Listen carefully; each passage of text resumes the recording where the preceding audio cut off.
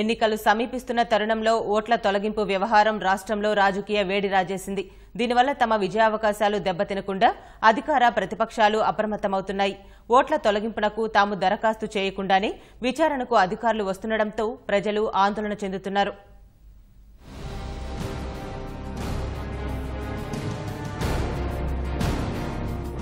శ్రీకాకుళం జిల్లాలో ఓట్లు తొలగించాలని కోరుతూ గత నెల 23 నుంచి ఇప్పటి వరకు 50,000కు పైగా దరఖాస్తులు వచ్చాయి. వేలల్లో దరఖాస్తులు వస్తుండటంతో జిల్లా యంత్రాంగం అప్రమత్తమై క్షేత్రస్థాయి నుంచి వాస్తవాలను పరిశీలిస్తోంది. ఎక్కువగా అధికార పార్టీ సానుభూతి పరుల ఓట్లు తొలగించాలని కోరుతూ దరఖాస్తులు వస్తున్నట్టు తెలుస్తోంది. రాజకీయ దురుద్దేశంతోనే నకిలీ ఫామ్ 7 దరఖాస్తులను సమర్పిస్తున్నారని రాజకీయ పక్షాలు ఆరోపిస్తున్నాయి. ఆమదాస్ నియోజకవర్గంలో 5,200 వరకు ఓట్లని తెలుగుదేశం పార్టీకి సంబంధించిన ఓట్లని తొలగించడం జరిగింది.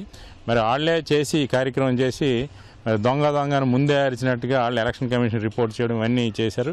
మేము ఎలక్టోరల్ లిస్టులో పరిశీలించిన పిమ్మట ఈ బూత్ కన్వీనర్స్ వీళ్ళందరినీ చూసుకొని సహాయం చేసుకుని పరిశీలించిన పిమ్మట మా ఓట్లలో తొలగించడానికి వాళ్ళు ప్రయత్నం చేస్తున్నారు.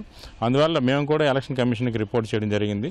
తన హక్కును వినియోగించుకోకుండా వీళ్ళ రాజకీయాల గురించి వీళ్ళ రేపు గెలుపు ఓటముల గురించి సామాన్యుడి తాలూకు ఓట్లను తొలగించడం అనేది అది సరైన పద్ధతి కాదు. మా ఓట్లు కూడా తొలగించారు. ఎన్నికల ముందు వచ్చే ఈ దరఖాస్తుల్ని ఇలాంటి వాటిని మాత్రం పరిగణనలోకి తీసుకోవద్దు. వాళ్ళు చనిపోయినా వాళ్ళు ఓటేయరు కాబట్టి అక్కడ ఉండే ఏజెంట్లు చూసుకుంటారు కాబట్టి దయించి ఎన్నికల ముందు తొలగింపులు మానేసి కొత్తగా ఓటు హక్కు కావాలనే వాళ్ళకి ఆ హక్కు కల్పించవలసిందిగా కోరుతున్నాం.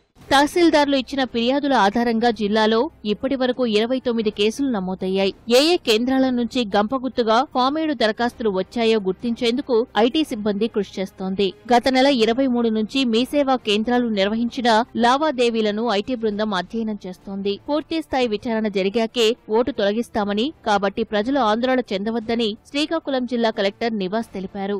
వీళ్ళు అప్లికేషన్ పెట్టిన మాత్రాన ఆ ఓట్లు తొలగింపు చేయడం అనేది అస్సలు జరగదు. వాళ్ళు ఎవరు తొలగించమని పెట్టారో వాళ్ళు ఆ ఊర్లోనే ఉంటున్నారు కాబట్టి అటువంటి ఓట్లు ఎటు పరిస్థితుల్లో తొలగింపు చేయడం అనేది జరగదు.